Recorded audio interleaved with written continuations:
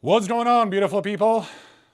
Daniel Medjar in the building with another story that we can learn from. Because there's nothing better than learning from real life experiences. And this email is very interesting with tremendous financial losses that we're going to go through. Emotional eating, weight gain, lost control over his life. And we can analyze what our brother missed and what mistakes he could have avoided. Before I start, if you guys need my help, visit my website, theimprotrainer.com.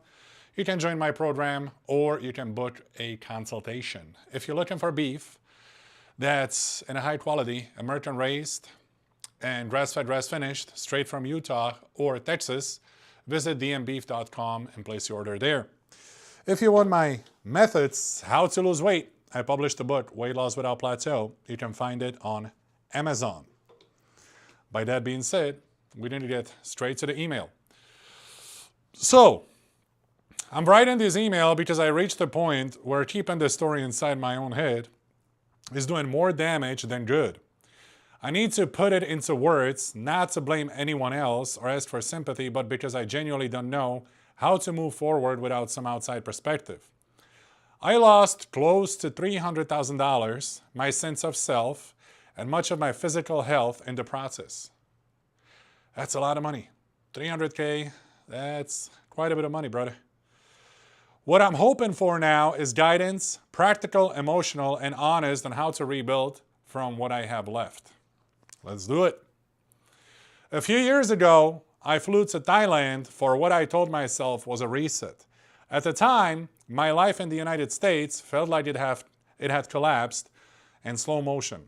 I was recently divorced after a long, emotionally draining marriage.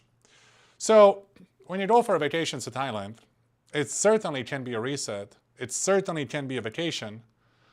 Just don't give any money to other people. That's how simple it is. That's number one protection. Do not make the transfer. That way, you're forever protected.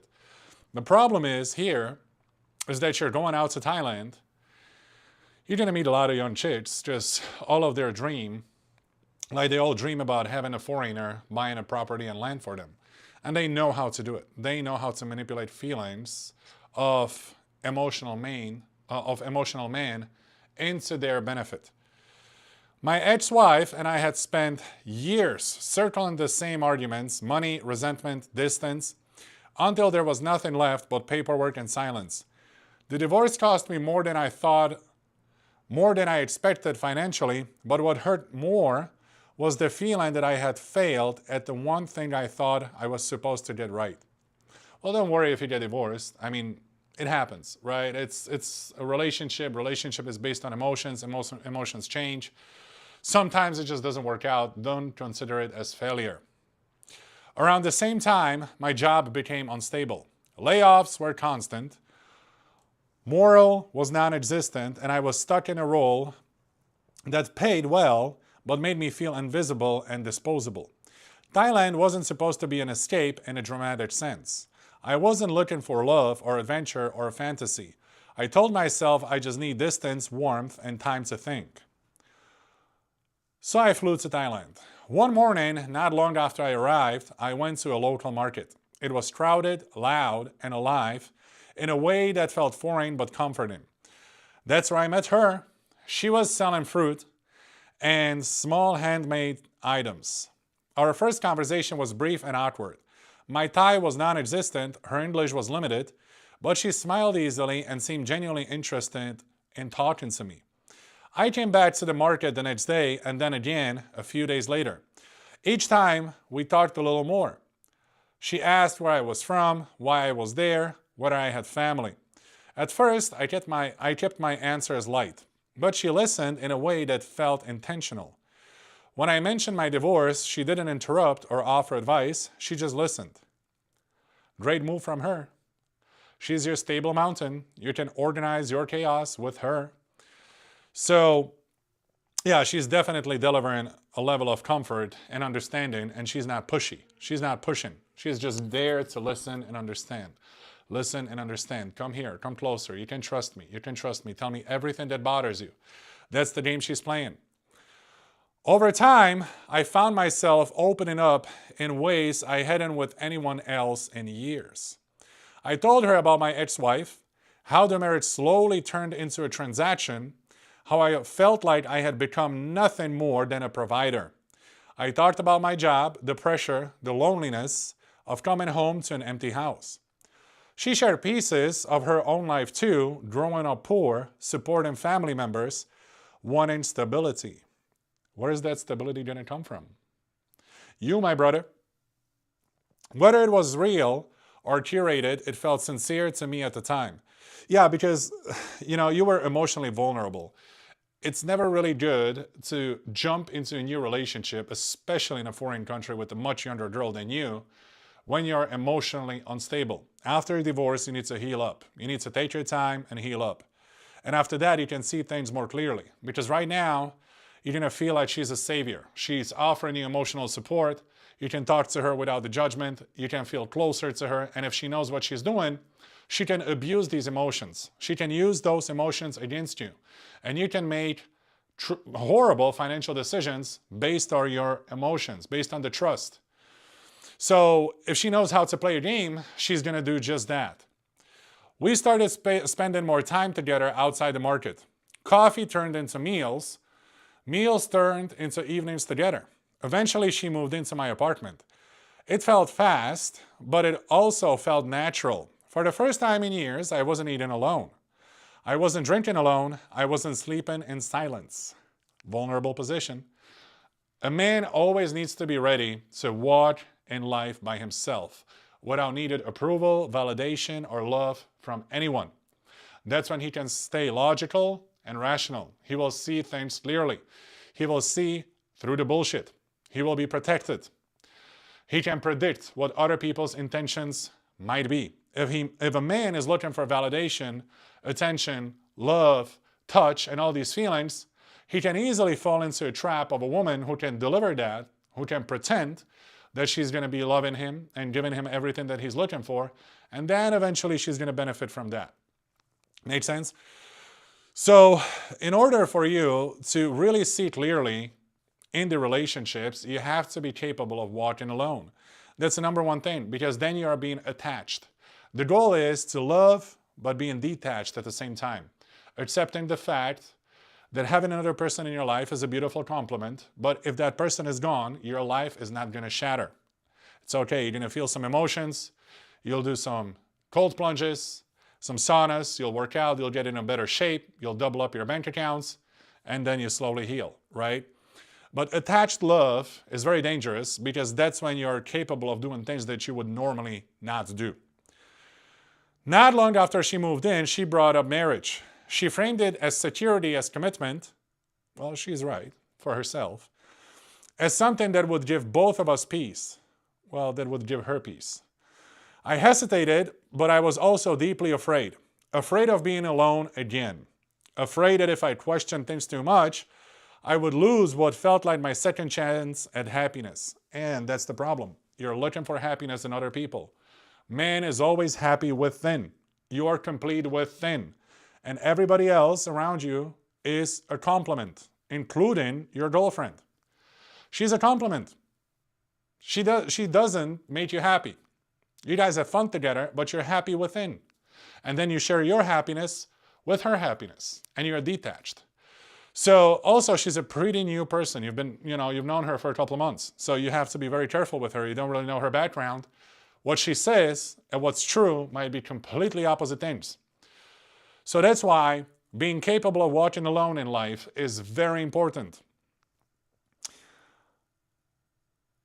I convinced myself that this was different, that I was older, wiser, and capable of making a better decision than before. I agreed. Once marriage was on the table, the conversations shifted towards building a future. She suggested buying a land. She explained that foreigners couldn't own a property directly, but that this was common and safe if done correctly. And she mentioned we are also married. Yeah, that doesn't mean nothing. I paid approximately $120,000 for the land, including fees, taxes, and legal costs. Then came the house. Construction, materials, labor, furnishings. It all added up to around $95,000. Every step of the way, there was another expense. Permits, upgrades, delays. Yeah, I would question how much of that was real.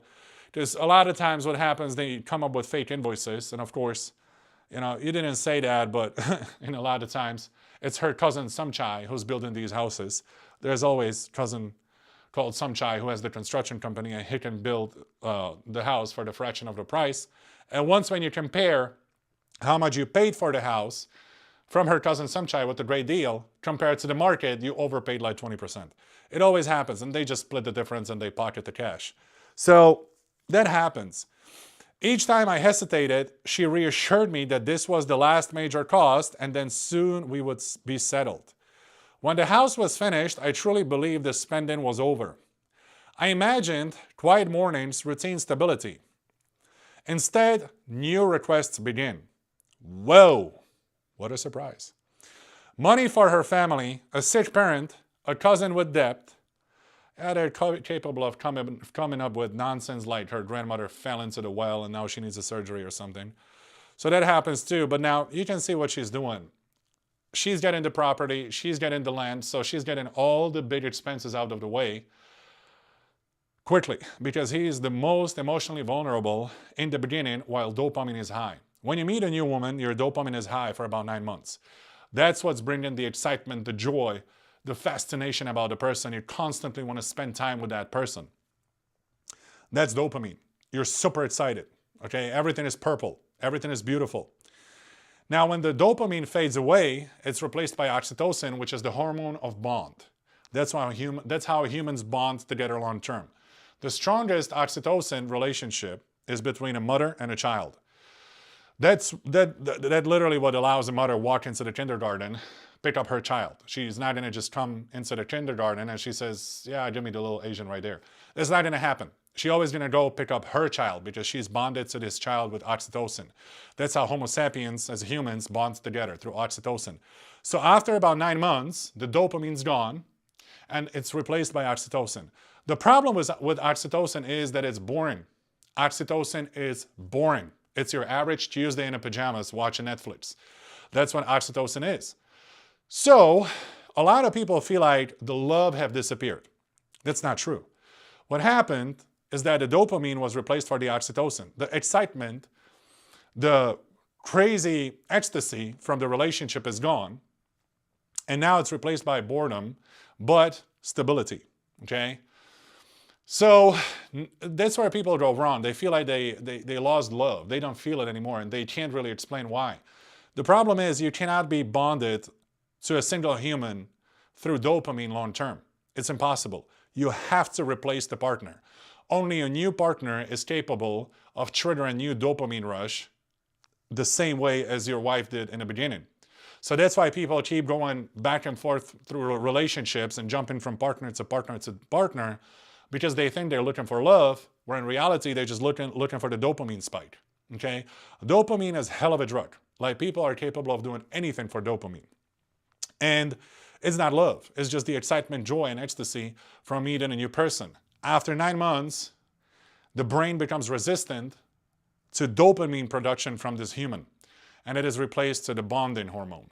So that's just so you guys know, it's biologically impossible to feel the same excitement and ecstasy 20 years into the marriage as you did in the beginning. The brain cannot do it. You have to replace the partner with a new partner. But eventually the new partner will be bonded through oxytocin, so what was the point, right?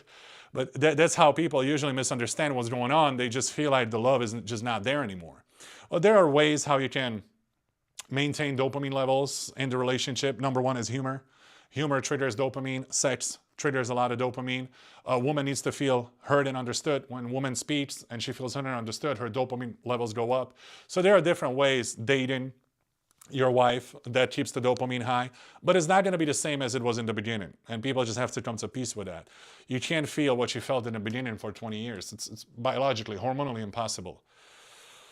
So, emergencies that couldn't wait. Individually, the amounts didn't seem outrageous. 5,000 here, 10,000 there. But over time, it totaled around $40,000. That's a lot of money for a chick from a Thai market. Like, they don't deal with thousands of dollars. They would deal at the best with hundreds of dollars here and there. You got her property, you got her house, all in her name, and now you gave her $40K. That's like winning a lottery back there. I felt uncomfortable, but I told myself that this was part of marriage, part of responsibility. No. It's not your responsibility to fix her family. No, it's never your responsibility to marry a wife and fix financially her entire family's problems. That's not your responsibility. You're not reliable for everybody else's problems. Then she suggested opening a souvenir shop for tourists. She said it would be ours. That would give me some income and purpose. By this point, my instincts were screaming at me to slow down, but my fear was louder. Fear of being alone. That prevented you from making the right decision and not making the financial transfers. If the fear wasn't there, you would never spend money on her. So that's why I'm saying, we go to the basic Stoic principle, man needs to be capable of walking on his mission alone. If somebody joins him, perfect. If somebody leaves, it's going to sting. However, he will recover quickly.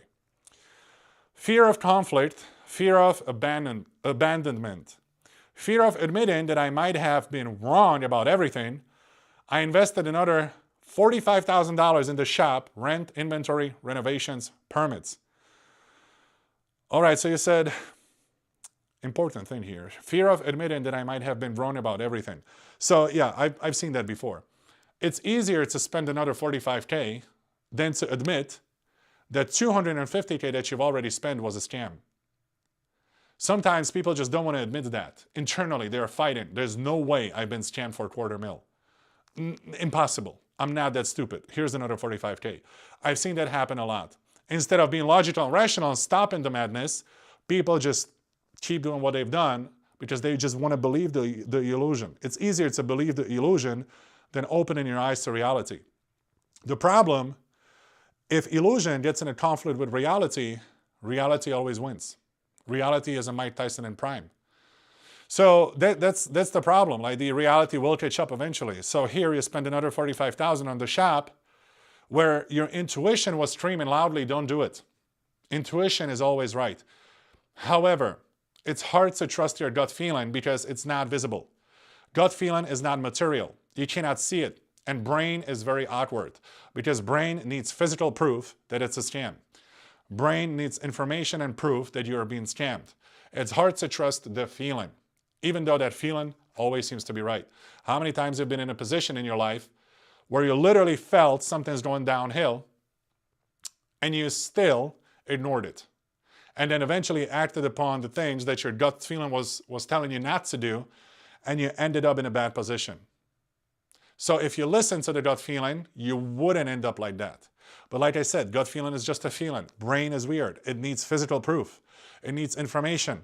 It needs pictures. Your wife is cheating on you. Sometimes hearing that is not enough.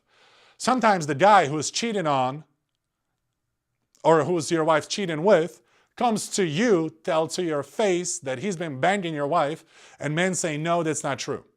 They need more proof. You see what I mean? So brain really needs proof to believe something.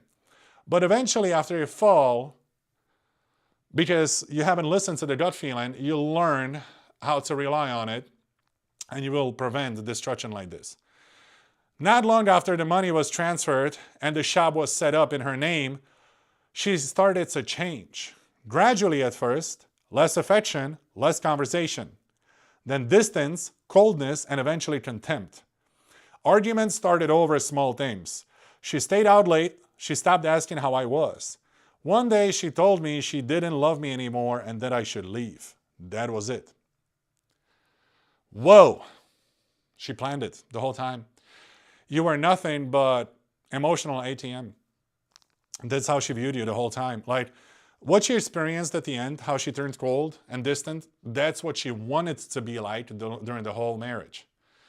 But she couldn't, because you would see through her bullshit. You wouldn't be financially active if she wasn't affectionate. So she used the affection because she knew you were emotional and you need support, you need love, you need somebody who's going to scratch your back and love you and hug you. So she's done that so she can get the outcome. As soon as she got the outcome, she turned into her real self. Her real feelings came to the surface, which is absolute coldness. I spiraled. I drank heavily. I ate whatever was easiest and worst for me. Over the next year, I gained nearly 90 pounds. My blood pressure went up. My energy disappeared. Over a year, 90 pounds, that's a lot. That's a lot of weight.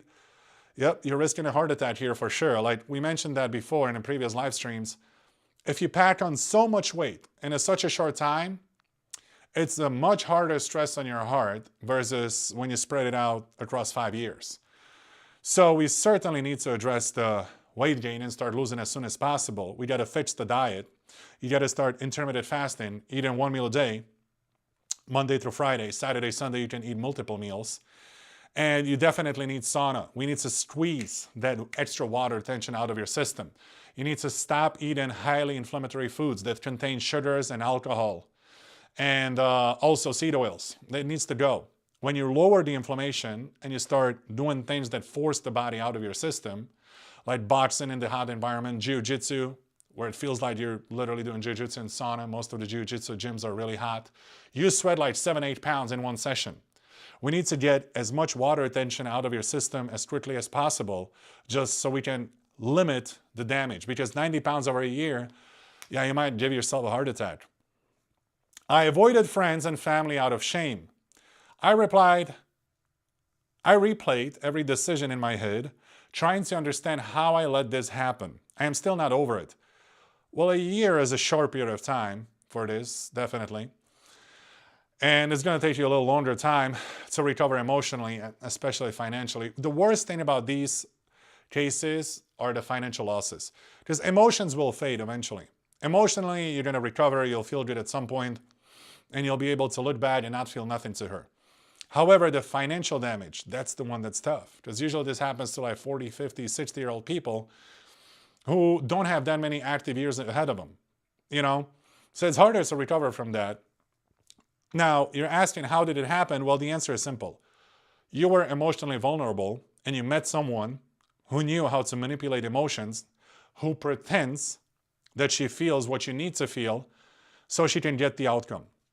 That's what happened. Emotional vulnerability.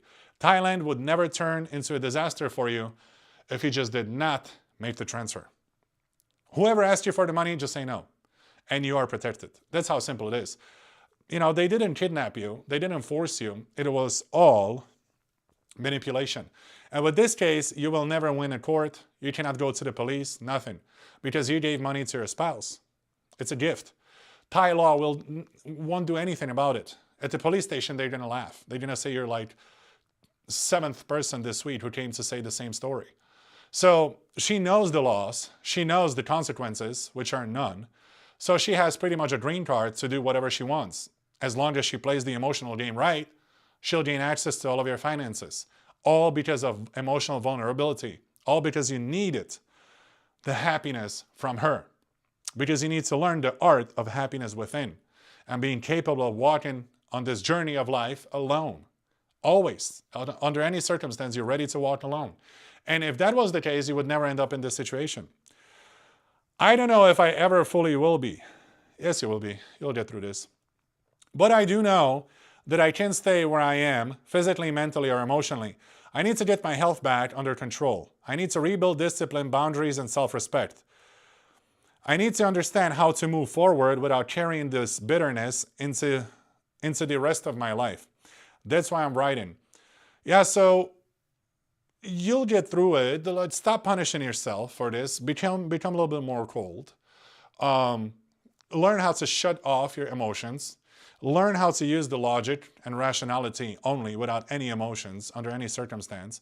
Read some Machiavelli's literature that talks about it, how man has to be cold in certain circumstances. Like pretty much the best happiness for a man when he walks on a border in between the cruelty and love. And you're always in the middle, in a center. And you learn how to apply any of those in the right circumstance. So if this woman was about to come to you and you're in your center of emotions and she's asking you for $190,000 for property and the land, you step into the zone of cruelty. What does that mean? You say no, not a chance. Not a chance. That's pretty much cruel no. Firm no. That's a boundary. And when people treat you well and they cannot harm you in any sense, financially, emotionally, you're a loving guy. You love everybody. But if somebody is trying to harm you or get access to your imperium, you enter a state of cruelty and you set boundaries. No, not happening. I'm not letting anybody close. I already lost money in the divorce. I learned my lesson. I don't need 2 life lessons. 1 life lesson is enough. Because I know I can't just keep recovering over and over. They say, you get broke, you bounce back up. Yeah, maybe twice a lifetime. You can't be just getting broke and getting broke and getting broke and then making all of the money back and rebuilding back. Because eventually the 4th, 5th, or 3rd attempt of, 4th, 5th, or 3rd trial of being broke, you just end up broke. You'll never recover from that, and that's just it. You've lost way too many battles, right?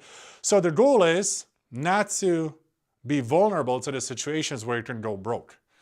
And a lot of times what I see, because I got plenty of these emails that I got ready for you guys, is that guys didn't get broke in the businesses or like they made wrong financial decisions. Of course, there's some of the instances like that as well, but it's almost always because of the emotions. Emotional decisions made them lose all of their empire, right? So that's why Machiavelli, Stoicism, and all the other guys, Zeno, Seneca, Aristotle, and these guys were talking about being cold-hearted, not in a bad sense, because a lot of people misinterpret it and they don't understand it properly. But being cold-hearted in a meaning where there are certain situations where you just don't apply emotions. You just look at the situation. I'm in Thailand. I'm 55. She's 22. Okay, I look at this chick. She's full of tattoos, not in this case, but in other cases. She's full of tattoos, 600 milliliters boobs, high profile, white veneers teeth. She speaks fluent English. Yeah, right. She got to the city 2 weeks ago or 3 weeks ago, like she said, right? No, that's the story she tells to every single man. She's been a hooker for the past 10 years. She knows what she's doing. That's when you're cold-hearted. When you just use pure logic on this situation, because she's asking you to buy her property and a land. Emotional man will believe that she wants to get out of the bar scene. She is a victim of a circumstance, and he will help her, and she will make him feel like a hero, because every single man wants to feel like a hero of the story. And when she applies those principles and a man feels like a hero, she knows she got him. She can get any money she wants. And that's what happens when you're emotional. You love her. You want to help her. The life in Thailand is hard. Nobody understands her past. Your friends will warn you, hey, you sure you want to send this chick $100,000? You're going to pretend her. You're going to protect her. You're going to say, you guys don't know her. You don't know how she operates. You don't know what struggles she went through. You don't know her like I know her. I know what I'm doing. That's what emotional men will do. And his friends will be like, all right, dude, whatever. Just be careful. Be careful. You've known this chick for 2 months. But he's already planning a life with her. You see what I mean? In the situation where he should be just logical. That's why being cold, not an emotional at all, is necessary in certain situations of life, especially when big money is involved. I never found a great story where a man applied more emotions into financial decision and he made more money. You see what I mean? It's always, a story always ends up bad. It's like more emotions with the money is just a disaster. I'm looking for suggestions, realistic ones. How do you start over after this kind of loss? Well, first of all, you need to start feel like you're winning, because you experienced a lot of losses. You need to balance out the victory and the loss in your brain. And if you're just losing, it's going to be hard for you to gain self-confidence. So you need to start winning. Where do we begin? Always first thing you fix as a man is your health. You start losing weight, you get in shape. Why? Because it's the quickest. It's the quickest win. It's easier to lose 5 pounds than recover $10,000. $10,000 is going to take you more time than losing 5 pounds. So you set a goal of losing 5 pounds so you can start winning. You can see progress. Okay, I'm getting better. I made a mistake. I gained 90 pounds, but now I am regaining control. I am in control of my life. I am set in the direction of my life, and this direction is going to be weight loss. First 5 pounds down. I finally feel like I'm winning. Then you lose another 5, another 10, another 20. So fixing your health and losing weight is always the easiest thing because you just stop eating junk. You make nutritional changes. You start working out. You start walking 15,000 steps a day. You use H3 20 to 30 minutes a day. That's really all you need. You train at home, you walk more, and you eat anyway. You just make a better decision. You know, I describe my weight loss methods in my book, Weight Loss Without Plateau. If you don't know how to do it, shoot me a DM. But 5 days a week, you eat 1 meal a day. Saturday, Sunday, you eat more. You calculate the calories. In a deficit, I usually go 200-300 calories below the basal metabolite rate. On high calorie days, I match the active metabolite rate. So I don't cause a metabolism slowdown over a long period of time, or a little more accurately, metabolic adaptation.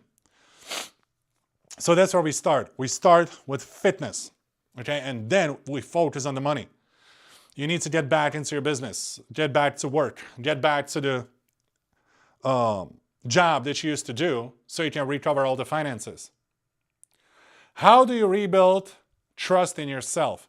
Through gaining more knowledge and a better perspective, okay? Because you've been told that love is everything, love is the goal. Love is great, but not blind love. Look where blind love is going to get you. So you need to listen to different perspective on a human relationships that you've been doing until now, because you've already been, like, this is your second divorce. In the first divorce, you lost money. Second divorce, you lost tremendous amount of money. Pretty much everything that you had left from the first divorce. It's safe to say you don't need no more divorces in your life. You're good. That experience, you're pretty good on, okay?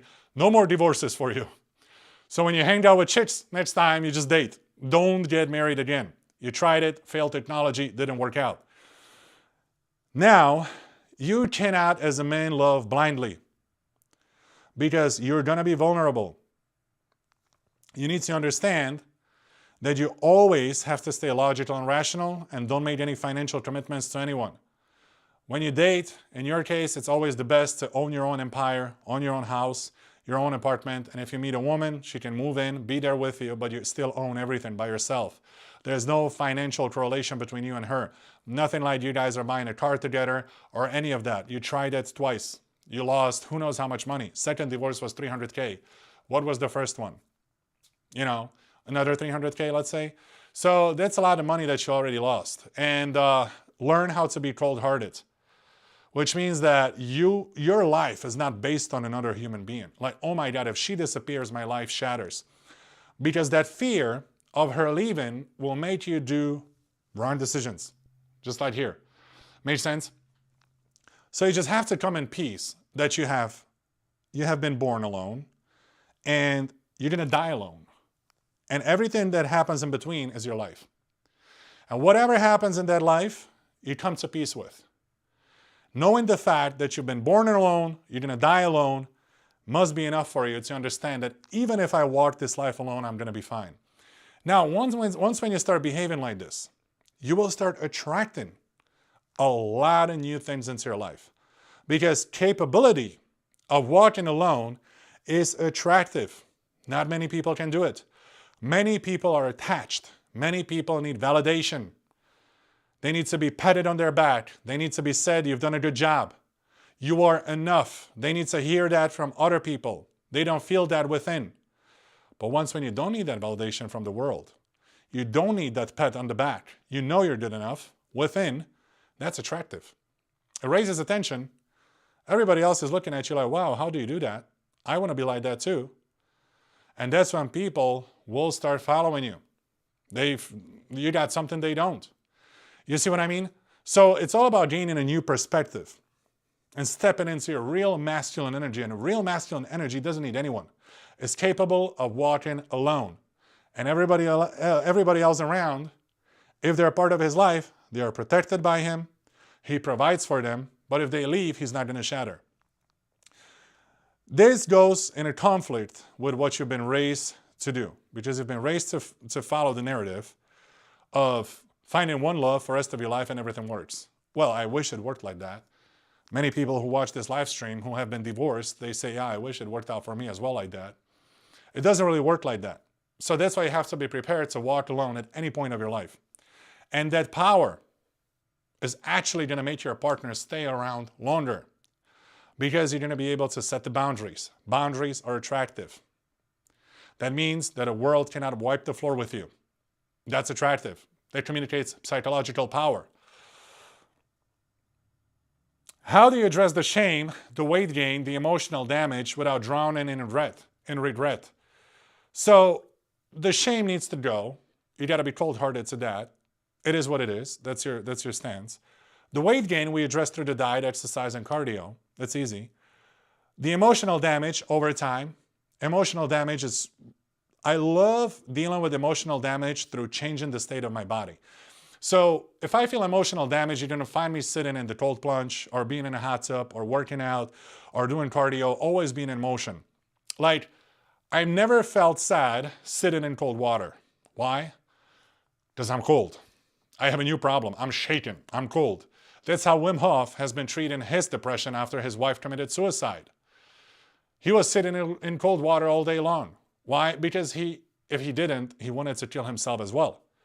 So his only safety was to sit in a cold water because that was the only time he didn't think about a suicide. He had a new problem, and that's being cold. So changing the state of the body really helps you with emotional damage. Of course, you cannot sit in the cold water all day.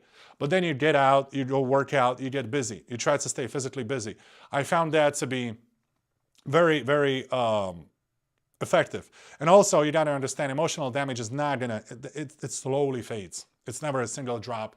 You wake up one day and it's gone. No, you have to accept that it will take time and you come to peace with it. Allow yourself to feel it. Let the emotion go through your body. Accept it. Feel it. Go through it. Deal with it. It's going to make you stronger.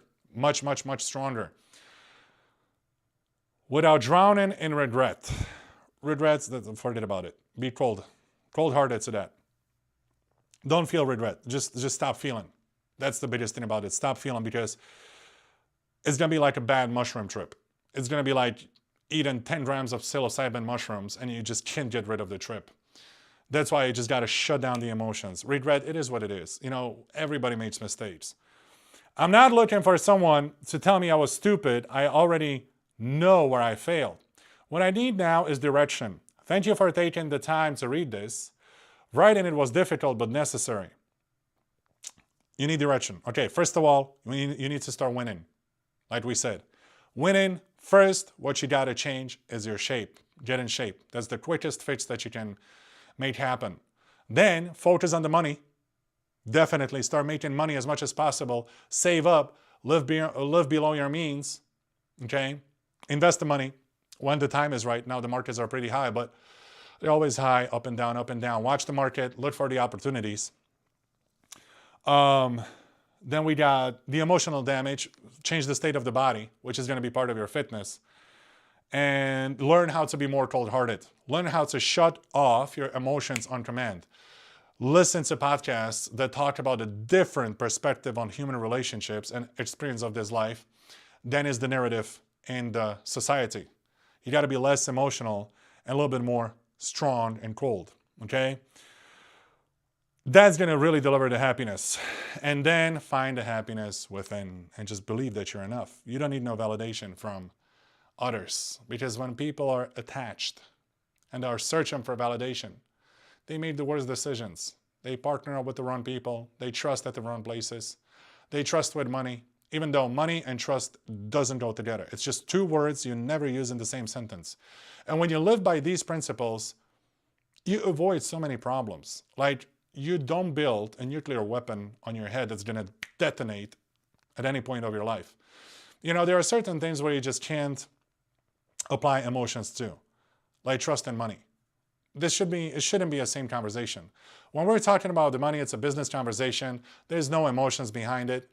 The fact that I want things this way or that way doesn't mean I don't trust you. I love you the same way I loved you before. This is just the money talk. So let's keep the emotions away. Yeah, I'm going to be protected. You're going to be protected. We figure out the money conversation. We never talk about it again. Now we can focus on our friendship, relationship, whatever it might be, right? So that's been the email for today, my beautiful people. I see my first comment on my American YouTube. It says, "Hi, Daniel." Beautiful. Hey, welcome to the live stream. So I'm going to be streaming these videos daily now so we can learn from life stories, because I found life stories to be the most efficient as an education, because it's just what happens to someone. And when you can analyze it and see the red flags along the way, it will make you more alert and more wise, so you can prevent similar things. That's actually how I learned a lot of stuff for myself, is listening to the stories from other people. And I spoke to many expats who lived abroad, and they've gone through similar situations like you did. And it's the next level of being wise when you go through a nuclear weapon like this. And certainly nobody else can do that to you anymore. It's like you're going to be so protected, and you're not going to fall for the BS. Hey, all right, so I'm going to see you in the next stream. If you guys need my help, go to theimprotrainer.com, book a consultation. Otherwise,